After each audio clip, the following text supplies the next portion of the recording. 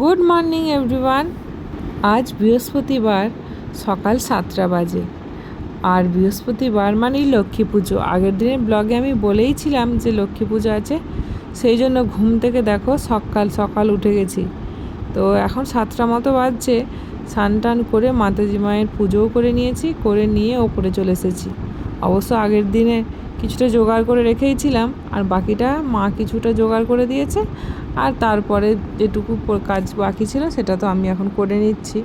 আর এদিকে আমার পিছন পিছন মেয়ে এসে গেছে, দেখেছো? তোমাদের দাদাভাই একটু আমার কাছে এসেছিলো আমি কি করছি না করছি দেখতে। আসলে এই পুজোর কাজ কিন্তু বরাবর মাই করে আসে। এবার মা না কোমরে ব্যথা বলে ওপরে ওঠেনি, আর এদিকে আমাকে নিচ থেকে বলে বলে দিচ্ছে জোরে জোরে।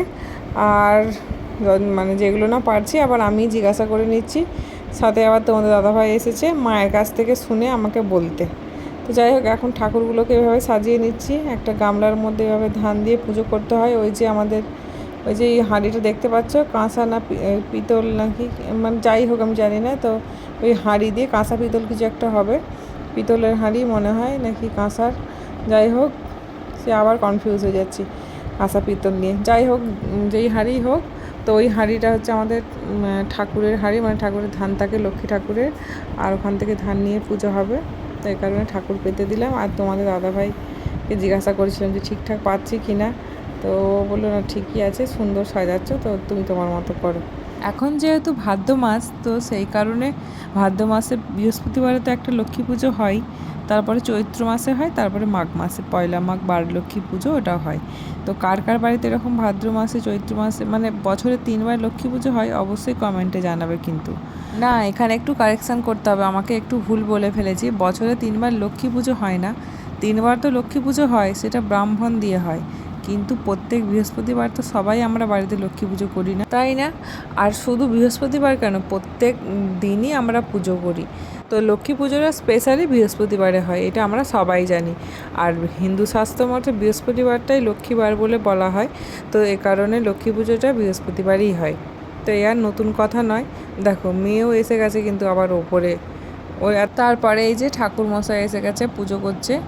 তো এই ঠাকুরমশাইটা হচ্ছে মানে ঠাকুরমশাই তো নিশ্চয়ই মানে একটু বয়সে ছোট, মানে আমার থেকেও অনেকটা ছোট, সেটাই বলছি আর কি, সেই মানে বাচ্চা ব্রাহ্মণ আর কি।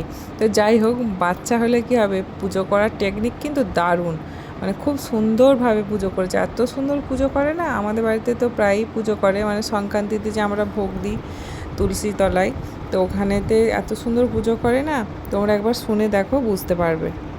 गुरुर् विष्णु गुरुदेव महेश्वरा गुरुर् साक्षात् परम ब्रह्म तस्मै श्री गुरवे नमः।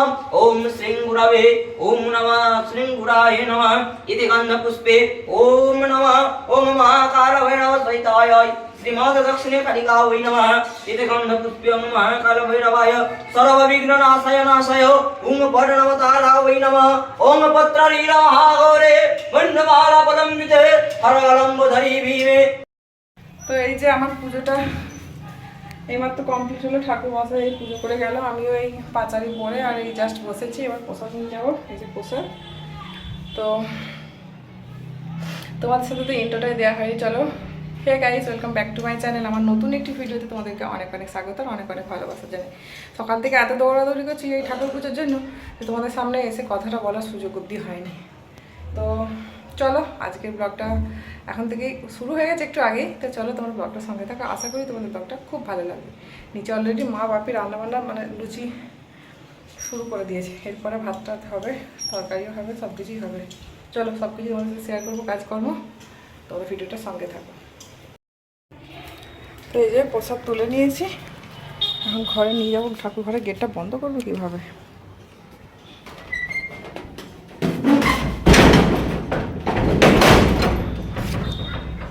ঠাকুর ঘরের গেট বন্ধ করে দিয়েছি। চলো নিচে যাই, সবাইকে প্রসাদ দিই। অনেকটা বেলা হয়ে গেছে, 9টা বেজে গেছে। আর পুজো বলিয়ে যে আমি সুন্দর করে শাড়ি পরেছি একটা, এসো না প্রসাদ দিই। এই যে সকালের খাবার নিয়ে বসে পড়েছি।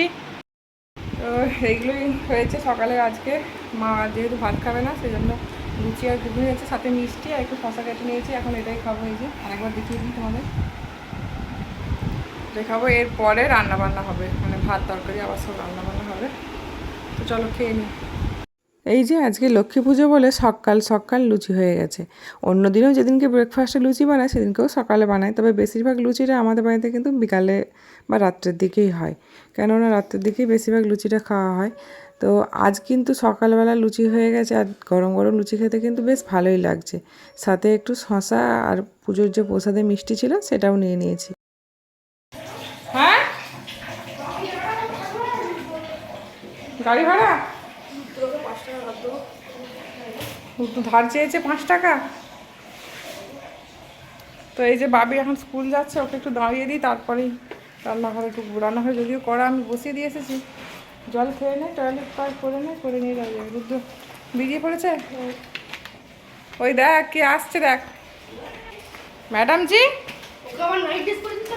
ও নাইট ড্রেসটা নিজেই পড়েছে, তো কি আর করা যাবে। ম্যাডাম জি কোথা থেকে আসছেন, কোথায় গিয়েছিলেন? দাও ভাইকে টাটা করে দাও। কই দেখি হাতে কি দেখি।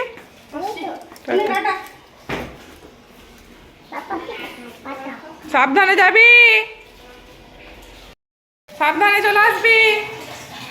তো এই যে বাবিন তো স্কুল গেল, আমি রান্না ওইদিকে বসিয়ে দিয়েছি। এখানে মোচার তরকারি হবে। আগের দিনে যে পরশু দিনে মোচা এনেছিলাম, মোচার তরকারি প্রেসারে সিটি দিয়েছি। মোচাটা সেদ্ধ করে তো জলটা ফেলেই দেবো।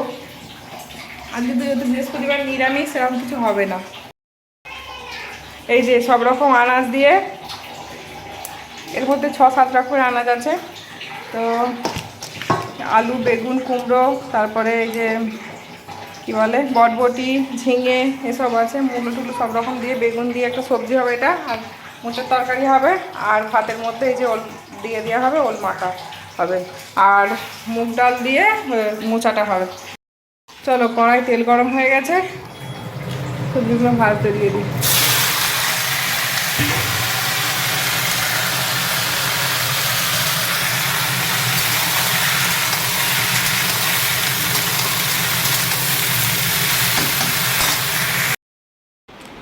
কটা বাজছে দেখো, 10:30 বাজতে গেলে এখন আমি ব্লগ আপলোডে বসাতে পারলাম না। তুমি বেরিয়ে গেলে তারপরে বসাবো।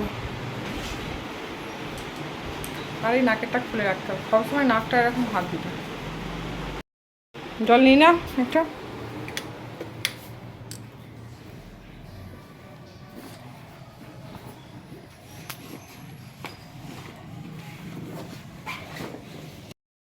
সোনামা থাকলে দেখতে ছুটে এসে বাইকে চাপতো।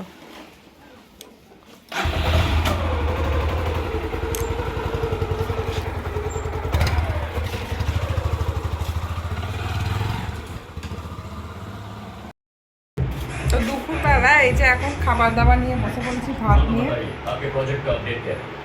আর বাবিন তো সবসময় খালি গায়ে থাকে, সব সময় ও খালি গায়ে থাকে। তারপরে ওর দোষ নেই খুব একটা, ও স্কুল থেকে এই মাত্র এসেছে না, ওর গরমই লাগবে। এই যে খাবার দাবার নিয়ে বসে পড়েছি।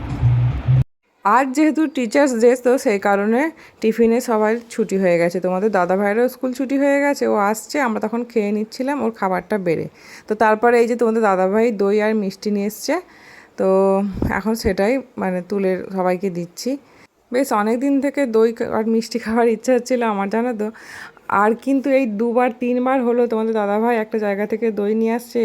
তো দইটা এত বাজে 1 টাকা দাম নিচ্ছে, অথচ ও মানে একদম খেতে ভালো নয়। অনেক দিনের দই, কেমন কেমন একটা গন্ধ। তো ফ্রিজে সেই একদম ওইটা পুরো 250 দই, ওই 250 গ্রাম দইটা পুরো ফ্রিজে বসানো হয়েছে, কেউ খায়নি আমরা। আজকে আর বিকালে পর থেকে কোনো ভিডিও করা হয়নি, তাই এটা হচ্ছে আগের দিনের ব্লগ, সেটাই তোমাদের সাথে শেয়ার করছি। তো যেহেতু আজকে আর ভিডিও করা হয়নি তাই জন্য, আর এই ভিডিওটাও তোমাদের সাথে শেয়ার করা হয়নি। তো এই যে সন্ধ্যাবেলায় এখন রেডি হয়ে নিয়েছি, একটু আরামবাগেই যাব। আর সাথে আজকে কিন্তু আমার মেয়ে যাচ্ছে, আর মেয়ে এসে কিন্তু আমাকে হাত ধরে টেনে নিয়ে যাচ্ছে, কারণ ওকে রেডি করালে ওর কিন্তু কথা বলছি। হ্যাঁ, যাচ্ছি। চলো চলো চলো চলো চলো চলো।